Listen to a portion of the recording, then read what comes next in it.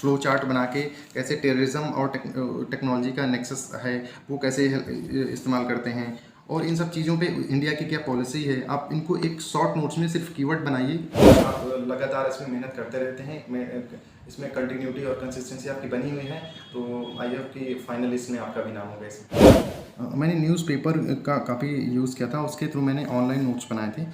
हमें जो examples case study collect करनी चाहिए ऐसा हो कि इंटीग्रेटेड हो, उनको आप मल्टीपल जगह यूज़ कर सकें।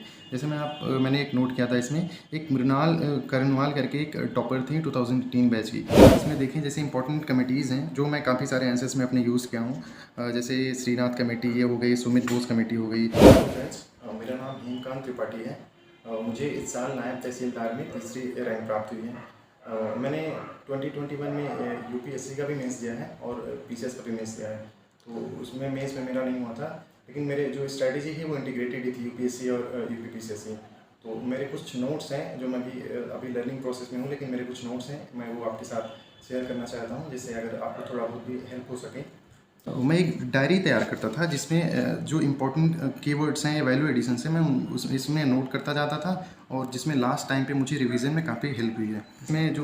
इसमें देखें जैसे इंपॉर्टेंट कमेटीज़ हैं जो मैं काफ़ी सारे आंसर्स में अपने यूज़ किया हूँ, जैसे श्रीनाथ कमेटी ये हो गई, सुमित बोस कमेटी हो गई, या मिहिर शाह। अगर वाटर से रिलेटेड कोई भी क्वेश्चन आता था तो कंक्लूजन में मैं इसको ही यूज़ करता था। वाटर से रिलेटेड या तो वाटर स्टेस हो या फ्लड मैनेजमेंट हो, या ऐसे भी कोई, क्योंकि कमेटी होती है वाइडर रिकमेंडेशंस देती है, तो वाटर से रिलेटेड जो भी अगर प्रॉब्लम है हमारे कंट्री में, अगर कोई रिकमेंडेशंस देगी तो उसमें आप इस कमेटी का यूज़ कर सकते हैं। इसी तरह आप काफ़ी सारे जो कमेटीज़ हो गई, जैसे अगर कोई पावर सेक्टर का क्वेश्चन आप लिख रहे हैं पावर रिफॉर्म्स का, तो उसमें ये कमेटी यूज़ करते थे।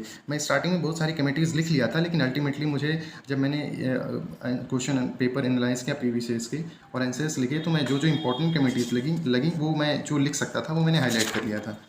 जैसे कुछ कमेटीज़ और हैं इसमें, ये पेज में जैसे आप साइबर सिक्योरिटी का कोई भी क्वेश्चन आता था तो उसमें आप वे फॉरवर्ड में इस कमेटी का नाम आप यूज़ कर सकते हैं। इसी तरह ऐसे काफ़ी सारी कमेटीज़ हैं, जैसे हेल्थ से रिलेटेड है, या तो आप एक मोस्टली जितने भी कीवर्ड्स हैं आप उनसे रिलेटेड अगर कोई कमेटी बनी है तो आप उसको यूज़ कर लीजिए। जैसे इंफ्रास्ट्रक्चर हो, GS 1 2 3 में कहीं भी आपको ये हेल्प हो सकती है।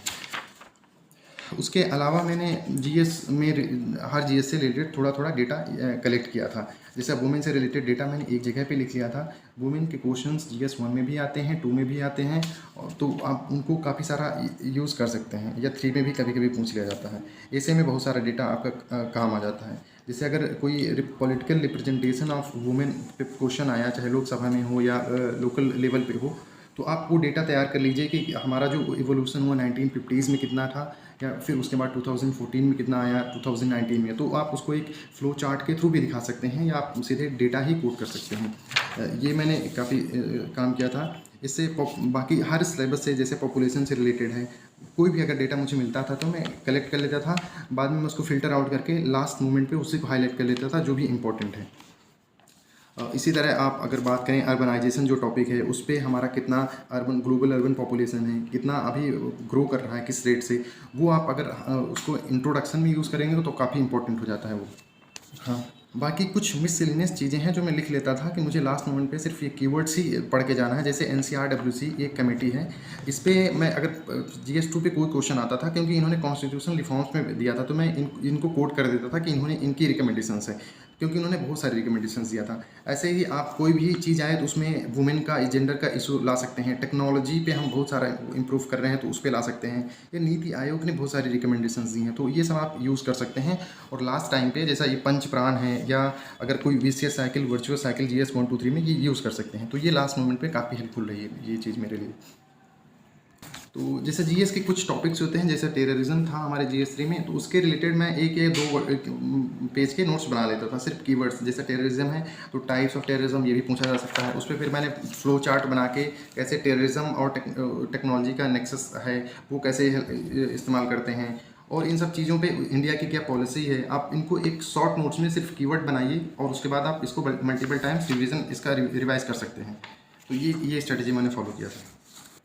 GS4 के लिए मैंने एक टॉपर्स थे, उनका नोट्स मैंने ले लिया था, उससे मुझे आइडिया लग गया था। बाकी मैंने इसी को मोस्टली रिफ़र किया था, उसमें मैंने एग्जांपल्स अपने ऐड कर लिए थे बहुत सारे, जिसमें आप देख रहे होंगे जैसे सेल्फिशनेस है या ऑनेस्टी है, तो इन सबको आप ऐड करते जाएँ तो ये मैं फिर ये वैल्यू एडिशन का आप काम करेगा और अल्टीमेटली यही आपके आंसर में रिफ्लेक्ट होगा। तो ये मैंने GS4 के लिए स्ट्रैटेजी फॉलो की थी।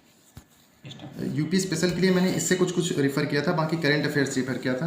बाकी मैंने जैसे इसमें से कुछ डेटा कलेक्ट कर लिया था, जैसे इसमें यूपी से रिलेटेड जो भी डेटा है या जो मुझे कंक्लूजन में लिखना है वो मैंने एक जगह पे लिख लिया था। यूपी के कुछ भी क्वेश्चन आते थे मैं यही करता था।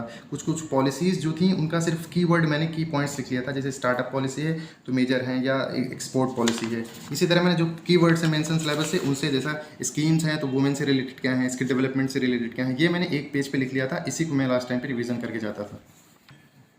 और भी जो पॉइंटर्स हैं उनके एक पेज में आप नोट्स सिर्फ ऐसे बना सकते हैं आप। जैसे आप मेरा देखिए, जैसे मैंने इसमें इंट्रो लिखा कि एग्रीकल्चर मार्केटिंग क्या है, उस पे कैसा क्या क्या प्रोसेस फॉलो होता है, उसमें इसका इंपॉर्टेंस क्या है, क्यों हम इसको प्रमोट कर रहे हैं एग्रीकल्चर मार्केटिंग को। बाकी मेजर गवर्नमेंट स्कीम बहुत इंपॉर्टेंट होती है, तो मैंने ये लिख लिया था। इशूज़ क्या हैं, बस इसी से आपको आंसर स्ट्रक्चरिंग करनी है, बस एक पेज से ही। तो इसलिए आप कम नोट्स बनाइए और उसी को बार बार रिविज़न करके आंसर लिखिए।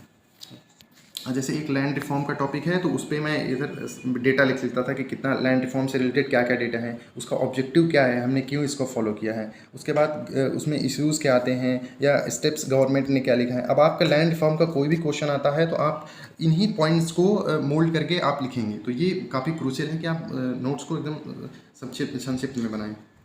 प्रीलिम्स के लिए मैंने कुछ शॉर्ट नोट्स बनाए थे, जैसा जो भी इसमें मैंने मोस्टली मॉडर्न स्पेक्ट्रम से ही बनाए थे, बस उसके कीवर्ड्स लिख लिए थे। जैसे एजुकेशन से रिलेटेड जो भी कमिटीज़ थी, मेजर उसकी रिकमेंडेशंस क्या थी, तो मैंने वो सब ऐसे इसमें वो कर लिया था। और लास्ट टाइम पे यही मैंने रिविज़न किया था। जैसे सिविल और रिविलियंट ट्राइबल अपराइजिंग है तो मैंने मैप बना के और जो इसके रीजन्स हैं स्पेसिफिक मैंने वो मार्क कर लिए थे। इसी तरह आप देखें तो जुडिशरी से रिलेटेड जो भी स्टेप्स हैं वो मैंने कर लिया था। ऐसे ही लास्ट टाइम पे मैंने इसी को रिवाइज़ किया था। जो भी गवर्नर जनरल आए उन्होंने क्या मेजर काम किया, और मैंने टेस्ट सीरीज लगाई, अगर मुझे कुछ नया मिल गया तो मैं वो भी ऐड कर लेता था इनमें। या कांग्रेस के सेशंस कहाँ है, डायरेक्टली नहीं पूछे जाते लेकिन काफ़ी सारा हेल्प हो जाती है आपको MCQs करने में। तो ये मैंने फॉलो किया था लास्ट इसमें।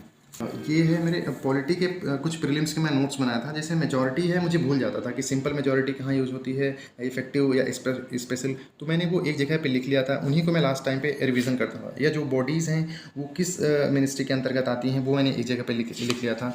और भी डबल मेंबरशिप हैं, ये सब ऐसी चीज़ें हैं जो मुझे भूल जाती थी, तो मैंने सिर्फ इन्हों को लिखा था और लास्ट टाइम पे उन्हीं को रिवाइज़ करता था। जैसे ट्राइब्यूनल है तो मैंने एक पेज पे लिख लिया था। अब मैं दोबारा ट्राइब्यूनल के लिए मैंने लक्ष्मीकांत नहीं पढ़ी थी, तो मोस्टली मैंने ऐसे ही किया था। या जो कॉन्स्टिट्यूशनल अमेंडमेंट है मेजर, उसमें से क्या क्या इंपॉर्टेंट है वो मैं हाईलाइट कर लेता था। तो इसमें ये फॉलो किया था मैंने। सीधा हो जाएगा। कुछ मैंने न्यूज़पेपर का काफ़ी यूज़ किया था, उसके थ्रू मैंने ऑनलाइन नोट्स बनाए थे। हमें जो एग्जांपल्स केस स्टडी कलेक्ट करनी चाहिए ऐसा हो कि इंटीग्रेटेड हो, उनको आप मल्टीपल जगह यूज़ कर सकें। जैसे मैंने एक नोट किया था इसमें, एक मृणाल करनवाल करके एक टॉपर थी 2018 बैच की, तो महाराष्ट्र के एक ट्राइबल डिस्ट्रिक्ट में वो थी पोस्टेड थी।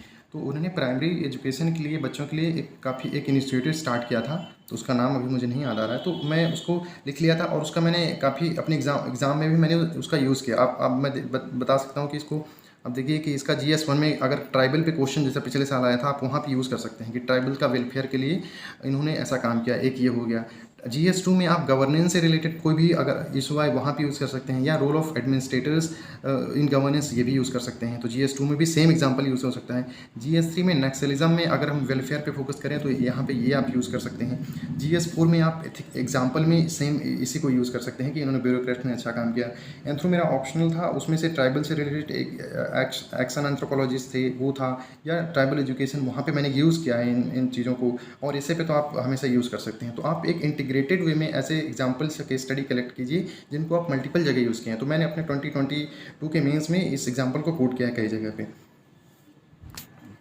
इसी तरह आप देख सकते हैं एक वर्ल्ड बैंक की रिपोर्ट आई थी कि 4 डिकेड्स में चाइना ने अपनी पॉवर्टी को कैसे कम किया, 8 मिलियन पीपल्स को कैसे लिफ्ट किया आउट ऑफ पॉवर्टी। तो इसको देखिए इन्होंने क्या किया था कि पॉवर्टी एलिवेट करने के लिए लॉजिस्टिक्स पे बहुत फोकस किया था, रूरल मार्केटिंग पे फोकस किया था। तो इनको आप GS3 में लॉजिस्टिक्स में यूज़ कर सकते हैं। रोडवेज़ का आए तो केस स्टडी यूज़ कर सकते हैं, पॉवर्टी एलिवेशन में यूज़ कर सकते हैं। तो इनको इन सब चीज़ों पर अगर करें तो एक ही एग्जाम्पल को आप मल्टीपल जगह पर यूज़ कर सकते हैं। और भी जैसे उनका मैंने बताया था, तो आंगनवाड़ी पे बहुत काम किया था उन्होंने, मृणाल करणवाल मैम ने। तो वो आप हेल्थ पे यूज़ कर सकते हैं उसको, माल न्यूट्रिशन के किसी भी क्वेश्चंस पे यूज़ कर सकते हैं। तो ये होना चाहिए। जैसा यूपी स्पेसिफिक अगर न्यूज़ है, इन्होंने जैसा यूपी में स्पीकर सर ने एक बनाया था, एक ग्रुप बनाया था प्रोफेशनल डिग्री और जेंडर और लेजिस्लेटिव इंस्टिंक्ट पे, कि अलग अलग अपने एक्सपीरियंस को यूज़ करके वेलफेयर में काम में लाएं। तो आप यूपी स्पेसिफिक करंट अफेयर्स को ऐसे अपने पेपर्स में यूज़ कर सकते हैं। ये सब चीज़ें मैंने की थी ऑनलाइन, तो ये मुझे काफ़ी हेल्पफुल हुई थी लास्ट टाइम पे रिवीजन करने में। जैसे स्पॉन सिटी मॉडल है चाइना को, उस पे आप अर्बन फ्लडिंग में भी यूज़ कर सकते हैं, या अर्बन प्लानिंग में भी, या रेन वाटर हार्वेस्टिंग में। तो ऐसे एग्जांपल्स को आप मल्टीपल जगह पे यूज़ कर सकते हैं। आई होप जो मेरा लिमिटेड नॉलेज था उससे मैंने जो भी बताया आपको थोड़ा बहुत भी हेल्पफुल हुई है। बाकी एक चीज़ है, क्लास में आप अगर खुद से ऑनेस्ट हैं, आप लगातार इसमें मेहनत करते रहते हैं, इसमें कंटिन्यूटी और कंसिस्टेंसी आपकी बनी हुई है, तो आई होप कि फाइनल इसमें आपका भी नाम होगा इसमें।